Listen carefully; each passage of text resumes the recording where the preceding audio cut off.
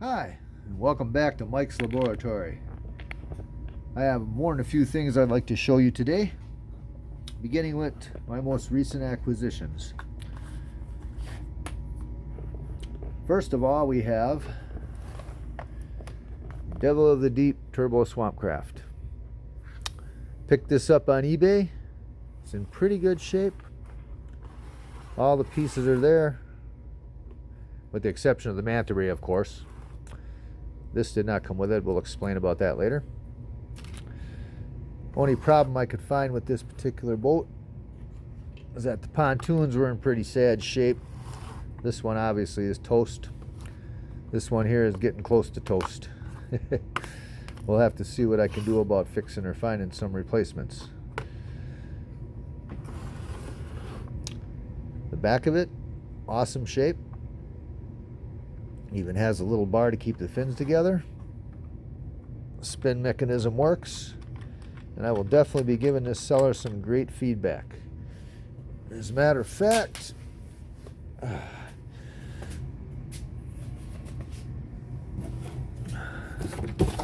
let's get the box here. A big shout out to Jen Bremen of Heartland, Michigan. When I saw this item on eBay, I wondered if the spin mechanism did work, and I asked her about it, and she told me that she had seen a gear and a black button like I described, but didn't know what it was for. She went the extra mile and got those parts out of her stuff and put it back together for me and made sure that it worked. So I think that's going above and beyond. So my thanks to her. I definitely give her some good feedback, and we'll be buying from her again. Okay. Our pilot here is another recent acquisition of mine.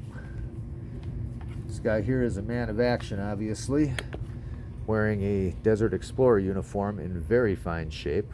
It's missing the original belt, but it came with a machete and a different belt and canteen and such. I added the socks from the Timeless Collection Australian guy. The thing that got me the most about this guy, check the hands. Original Kung Fu grip. No tears, and soft. Face is beautiful. Nice and clean. Flocking, totally intact. He's got the usual knee cracks, but they're very small. And everything else about him is damn near perfect. He's still nice and tight, stands good with original stringing.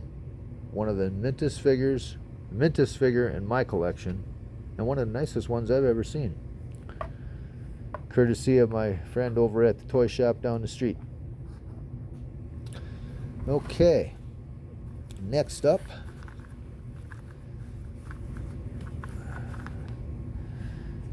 you will notice that in anticipation of this Swampcraft's arrival, I visited my friend at the toy shop today, and he had several items of interest for me. First of all, one pontoon. I knew about the broken one when I bought the toy. He happened to have a pontoon that I picked up. He also had the snare in beautiful shape. Not broken, not nicked up. Looking pretty good. If only he'd had the damn manta ray. Okay, next up. Hurricane Spotter. He had this in a box, and the outfit is beautiful. It's missing the AT sticker. You can see a little glue mark. But other than that, this outfit is in great shape. It's still shiny. No holes, tears, rips. It's clean. No stains. Very mint. Very nice. Also had most of the pieces. The radar scope, which still works. And again, very nice shape. No melt marks. No nothing. Map tube and map.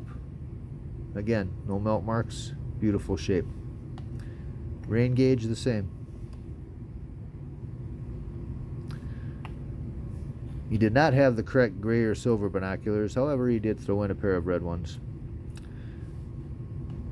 Very nice. I'll find the gray ones eventually. Or maybe I will just paint these silver. Could be. We'll see. Next, just because he had it, Mummy's tomb net. Always a handy item to have. Oh, little staining on there I didn't notice. Mobile support vehicle searchlight. I have one of these, however mine is missing this lens and the reflector. I did repair and make one on my own and it works pretty well, but I probably will just swap those parts out for this. Make this work and put this on there instead. Yeah, a life vest, probably from Fantastic Freefall. Decent shape. Nice and clean. And this Air Adventurer. Very nice hair. He needs a cleaning, obviously.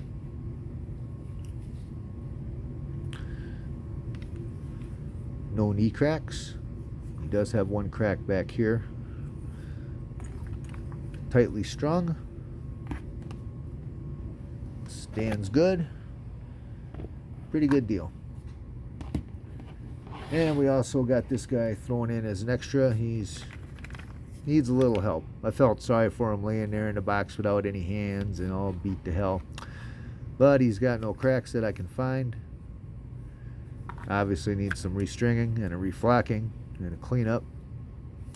So we're going to give this guy the business, put some Cot's hands on him and get him back into action.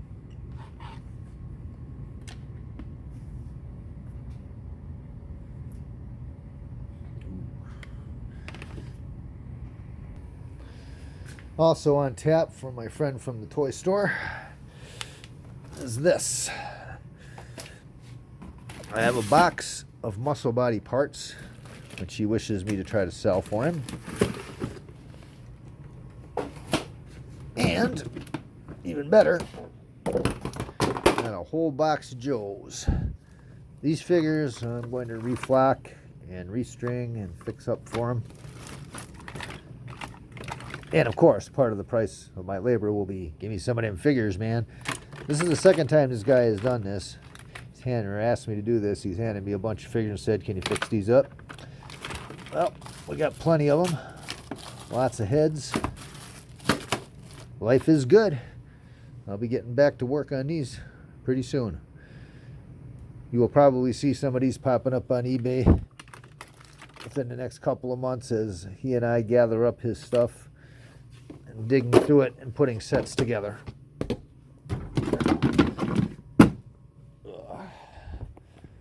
So anyway, there you have it. It's been a pretty good day for G.I. Joe for me.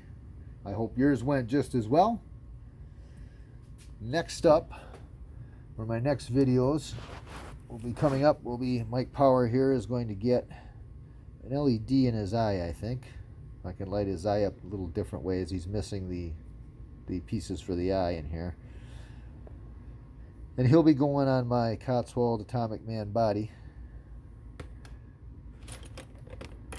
We also have a broken submachine gun. We'll be taking the good submachine gun and matching up the size of the magazine and building a replacement. And last but not least, we're going to take this reproduction ore and we're going to cut it in half and we're going to make a take-apart ore to go with my rescue raft. So, thanks for watching. Stay tuned. And hope you enjoyed the video. You have a great day. Bye.